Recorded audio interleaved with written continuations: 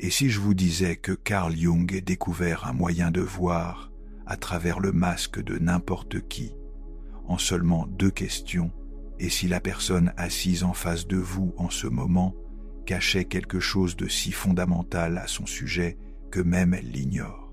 Restez avec moi, car à la fin de cette vidéo, vous ne verrez plus jamais les gens de la même manière. Vous pensez connaître des gens, n'est-ce pas? Vous pensez pouvoir les décrypter, comprendre leurs motivations, prédire leur comportement, mais Carl Jung a dit quelque chose qui va faire voler en éclats cette illusion. Selon Carl Jung, le père de la psychologie analytique, tout ce qui nous irrite chez les autres peut nous conduire à une meilleure compréhension de nous-mêmes. Mais voici ce que la plupart des gens ignorent. Jung a découvert que notre véritable caractère ne se révèle pas dans nos réussites, nos exploits, ni même nos échecs. Il se révèle dans quelque chose de bien plus subtil, de bien plus révélateur, et je suis sur le point de vous montrer exactement comment le découvrir. Carl Jung a passé plus de 5 décennies à étudier la psyché humaine, et ce qu'il a découvert est dérangeant. Il a constaté que chaque personne porte ce qu'il a appelé une persona, un masque que nous présentons au monde. Mais sous ce masque se cache quelque chose que Jung a nommé l'ombre, les parties de nous-mêmes que nous refusons de reconnaître. Mais c'est là que cela devient intéressant, et c'est pourquoi vous devez prêter attention à chaque mot que je vais prononcer. Jung a découvert que lorsque nous sommes à l'aise, lorsque nous sommes en contrôle, nous pouvons maintenir notre persona à la perfection. Nous pouvons être qui nous voulons paraître. Mais il y a 2 moments précis, 2 déclencheurs psychologiques exacts où ce masque tombe inévitablement, et c'est là qu'interviennent les 2 questions de Jung. Selon Carl Jung, ces moments révèlent plus sur le caractère d'une personne que des années d'observation. Pourquoi? Parce qu'elles contournent le mental conscient et tapent directement dans ce que Jung appelait les complexes inconscients qui dirigent notre comportement. Mais avant de vous révéler ces questions, vous devez comprendre quelque chose de crucial que Jung a découvert sur la nature humaine. Carl Jung a dit « Tant que vous ne rendrez pas l'inconscient conscient, il dirigera votre vie et vous appellerez cela le destin. » C'est la clé pour comprendre pourquoi ces questions fonctionnent de manière si dévastatrice. Jung a découvert que notre personnalité a plusieurs couches, la persona, notre masque public, l'ego, notre moi conscient, l'inconscient personnel, nos expériences refoulées, l'ombre, nos traits rejetés, et l'inconscient collectif, les modèles humains universels. Maintenant voici ce qui est fascinant et pourquoi vous ne pouvez absolument pas quitter la page en ce moment. Selon Carl Jung, lorsque certains déclencheurs psychologiques sont activés, nous contournons complètement la persona et l'ego. Nous réagissons à partir de ce que Jung a appelé notre moi authentique, la version brute et non filtrée de qui nous sommes vraiment. Et Jung a identifié 2 déclencheurs spécifiques qui fonctionnent à coup sûr. Le premier déclencheur est lié à ce que Jung a découvert sur la projection.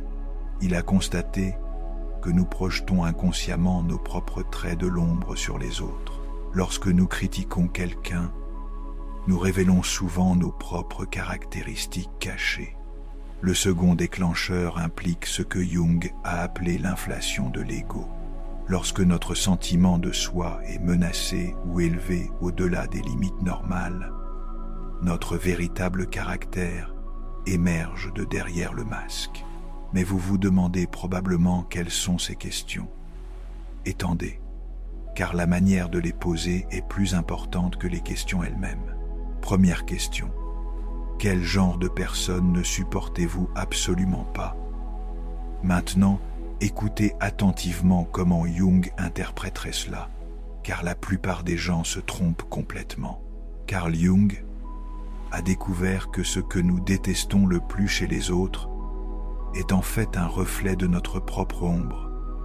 les parties de nous-mêmes que nous avons rejetées et refusé de reconnaître. Il a appelé cela la projection psychologique. Et c'est l'un des moyens les plus fiables de voir le vrai caractère de quelqu'un. Quand quelqu'un répond à cette question, il ne vous parle pas vraiment des autres.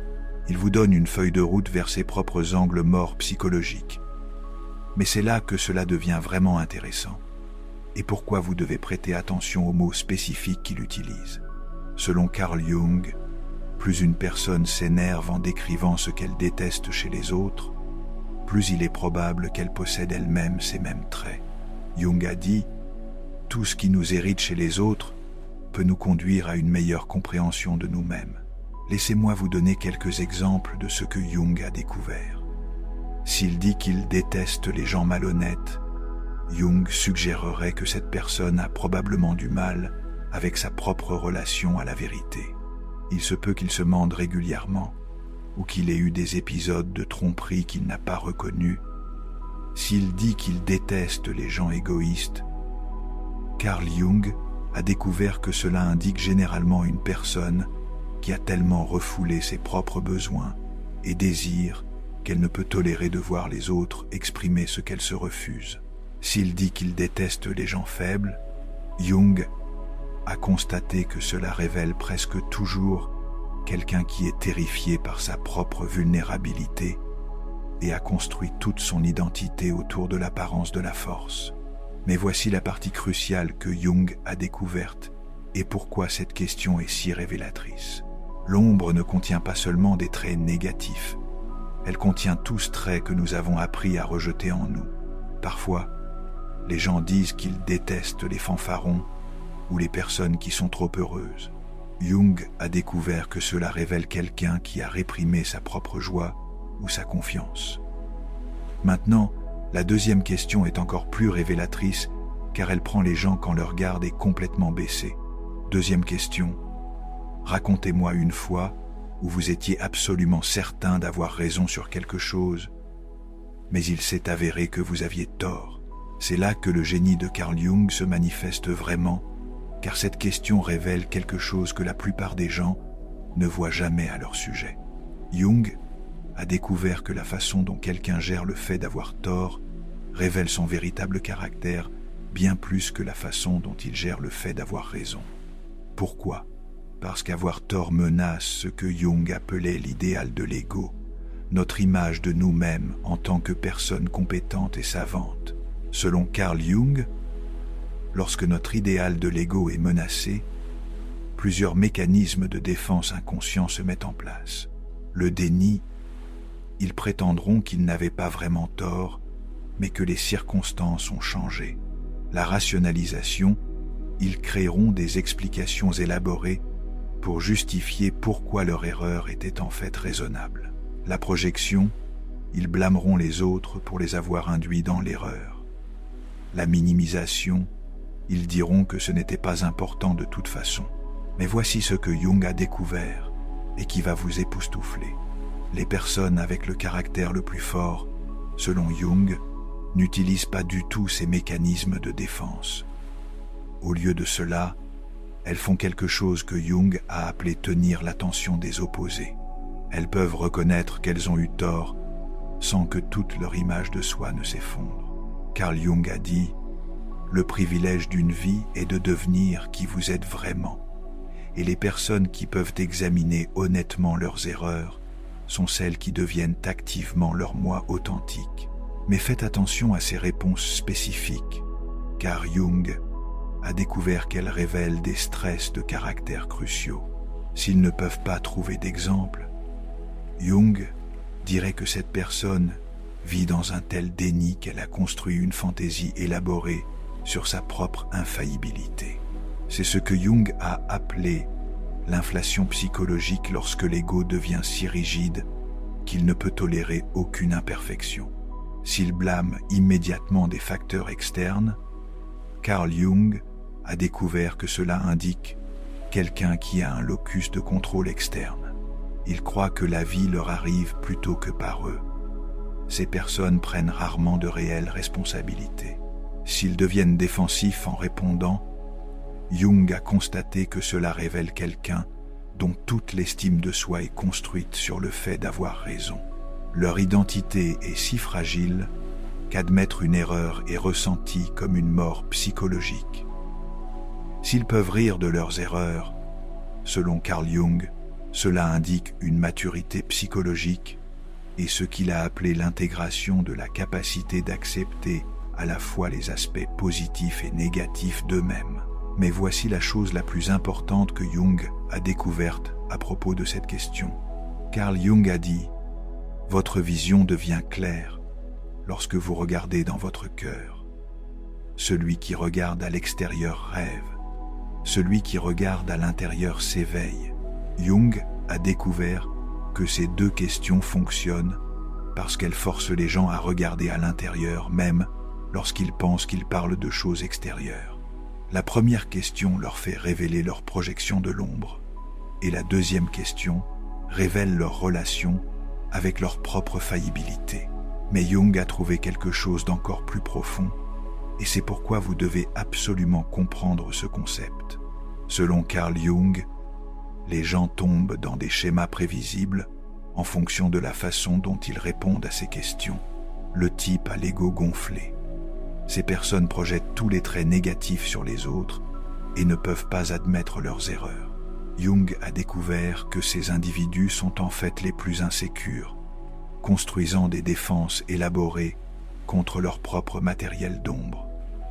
Le type qui se déprécie, ces personnes prétendent détester des traits qu'elles possèdent réellement et admettent nécessairement leurs erreurs. Jung a constaté que c'est aussi un mécanisme de défense. En reconnaissant les défauts de manière superficielle, ils évitent de les traiter en profondeur. Le type intégré, ces rares individus peuvent reconnaître à la fois leurs projections et leurs erreurs sans que leur image de soi ne s'effondre. Jung a appelé cela l'intégration psychologique, la marque de la santé mentale. Maintenant, voici où l'intuition de Jung devient pratiquement inestimable. Carl Jung a découvert qu'une fois que vous comprenez le schéma de quelqu'un, vous pouvez prédire son comportement avec une précision surprenante. Pourquoi ? Parce que Jung a constaté que les gens sont bien plus cohérents qu'il n'y paraît. Ils expriment simplement leur schéma de base de différentes manières, selon la situation. Mais il y a quelque chose d'encore plus important que Jung a découvert, et si vous êtes toujours en train de regarder, vous devez entendre ceci. Carl Jung a passé des décennies à étudier ce qu'il a appelé le côté sombre de la nature humaine, et il a découvert des signaux d'alarme spécifiques qui apparaissent lorsque vous posez ces questions. Drapeau rouge en déguis 1, il projette tous les traits négatifs sur des groupes spécifiques. Jung a découvert que les personnes saines reconnaissent des traits négatifs chez tous les types de personnes. Lorsqu'une personne projette constamment sur un seul groupe, un parti politique, un genre, une race, une profession, Jung a constaté que cela indique une division psychologique dangereuse. Drapeau rouge en déguis 2, ils n'ont jamais eu tort sur rien d'important. Selon Carl Jung, ce niveau de déni indique ce qu'il a appelé l'inflation psychologique, un dangereux détachement de la réalité qui précède souvent des crises de vie majeures. Drapeau rouge en déguis 3, leur énergie change complètement lorsqu'ils discutent de ce qu'ils détestent. Jung a découvert que les changements soudains d'énergie indiquent que vous avez touché un complexe d'ombre majeur. Plus le changement est dramatique, plus vous avez découvert de matériel refoulé. Drapeau rouge en déguis 15, il vous retourne les questions de manière agressive. Carl Jung a constaté que les personnes qui détournent immédiatement ces questions cachent souvent le matériel d'ombre le plus important. Mais voici ce que Jung a découvert qui pourrait être la perspicacité la plus importante de toutes. Carl Jung a dit « La rencontre de deux personnalités est comme le contact de deux substances chimiques. S'il y a une réaction, les deux sont transformés.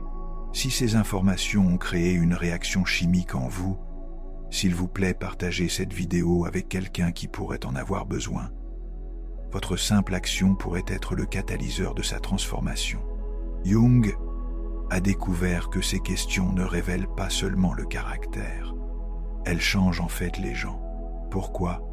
Parce que l'acte de réflexion honnête sur soi est ce que Jung a appelé le début de l'individuation. Le processus de devenir votre moi authentique. Et c'est pourquoi vous devez être prudent dans la façon dont vous utilisez cette connaissance. Selon Carl Jung, lorsque vous voyez le matériel de l'ombre de quelqu'un, vous avez le choix. Vous pouvez l'utiliser pour le manipuler ou vous pouvez l'utiliser pour le comprendre plus profondément. Jung a découvert que la manipulation crée ce qu'il a appelé un poison psychologique. Elle corrompt à la fois le manipulateur et le manipulé. Mais lorsque vous utilisez ces intuitions pour une véritable compréhension, Jung a constaté que quelque chose de remarquable se produit. Les relations deviennent plus authentiques, plus honnêtes, plus réelles. Maintenant, voici la partie que Jung a découverte et qui va changer la façon dont vous vous voyez. Jung a réalisé que ces questions fonctionnent dans les deux sens. Lorsque vous les posez aux autres, vous êtes également forcé de confronter vos propres réponses. Lorsque vous jugez les projections de quelqu'un d'autre, vous révélez les vôtres. Lorsque vous analysez la façon dont il gère le fait d'avoir tort, vous confrontez votre propre relation avec la fallibilité. Carl Jung a dit « Tout ce qui nous irrite chez les autres peut nous conduire à une meilleure compréhension de nous-mêmes. » Ce n'est pas seulement une jolie phrase, c'est la clé de la croissance psychologique. Mais Jung a découvert quelque chose d'encore plus profond sur la nature humaine. Selon Carl Jung, une fois que vous comprenez ces schémas psychologiques, vous pouvez les appliquer dans tous les domaines de votre vie. Dans les relations, vous pouvez voir au-delà de la persona que votre partenaire présente et comprendre ces schémas psychologiques plus profonds. Jung a découvert que cela mène à une intimité plus authentique. Dans les affaires, vous pouvez identifier les motivations profondes et les angles morts des gens. Carl Jung a constaté que la plupart des conflits d'affaires proviennent de projections de l'ombre non reconnues. Dans l'éducation des enfants, vous pouvez aider vos enfants à développer la conscience de soi et en modélisant une réflexion honnête sur soi. Jung a découvert que les enfants qui apprennent à reconnaître leur ombre tôt développent une santé psychologique plus forte. Dans le leadership, vous pouvez créer des environnements où les gens se sentent en sécurité pour être authentiques. Selon Carl Jung, un leadership authentique nécessite de reconnaître son propre matériel d'ombre en premier. Mais voici la chose la plus importante que Jung a découverte. Carl Jung a découvert quelque chose de crucial sur l'utilisation des intuitions psychologiques. La chose la plus terrifiante est de s'accepter complètement.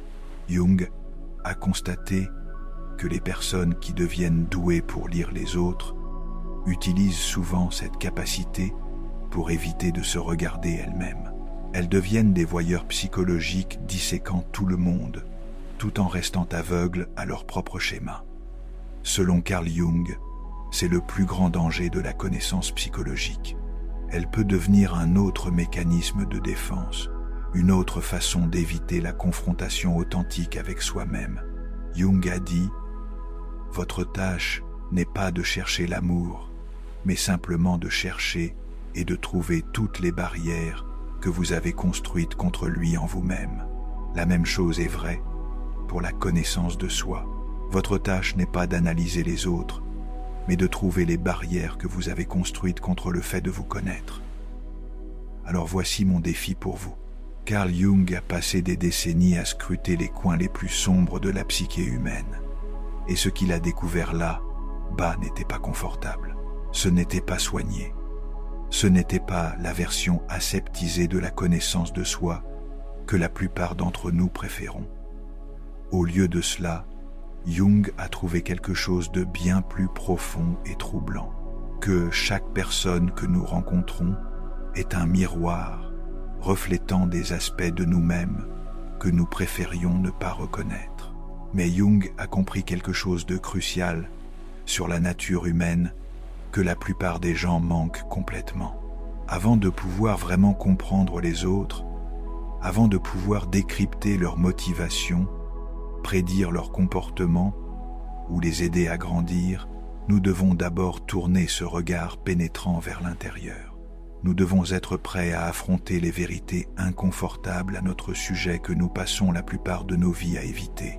C'est pourquoi Jung insisterait sur le fait qu'avant d'utiliser ces intuitions psychologiques les plus révélatrices sur quelqu'un d'autre, vous devez d'abord répondre à 2 questions d'une simplicité trompeuse à votre sujet. Le premier miroir, ce que nous ne supportons pas. Quel genre de personne ne supportez-vous absolument pas? Pensez-y un instant, réfléchissez vraiment. Qui vous donne la chair de poule? Qui déclenche cette réaction viscérale instantanée de dégoût ou d'irritation? Est-ce l'arrogant monsieur je sais tout qui monopolise chaque conversation? Le collègue passif-agressif qui ne dit jamais ce qu'il pense? La victime perpétuelle qui blâme tout le monde pour ses problèmes? L'ambitieuse impitoyable qui marche sur les autres pour avancer? Quel que soit le type de personne que vous avez choisi, Jung vous dirait quelque chose qui pourrait vous mettre mal à l'aise. Vous venez de révéler quelque chose de fondamental sur votre propre ombre, ces aspects de votre personnalité que vous avez rejetés, refoulés ou refusé de reconnaître. Le concept de l'ombre de Jung ne concerne pas le fait d'être mauvais ou malveillant. Il s'agit d'être entier. Chaque être humain contient tout le spectre du potentiel humain, la capacité à la fois à la gentillesse et à la cruauté, à la sagesse et à la folie, à la force et à la faiblesse, à l'altruisme et à l'égoïsme. Mais à mesure que nous développons notre identité consciente, nous rejetons inévitablement certains traits, les poussant dans le royaume inconscient que Jung a appelé l'ombre. Les gens qui nous irritent le plus ne sont pas aléatoires. Ils portent des traits qui existent en nous, mais que nous avons désavoués. La personne arrogante que vous ne supportez pas, regardez plus profondément.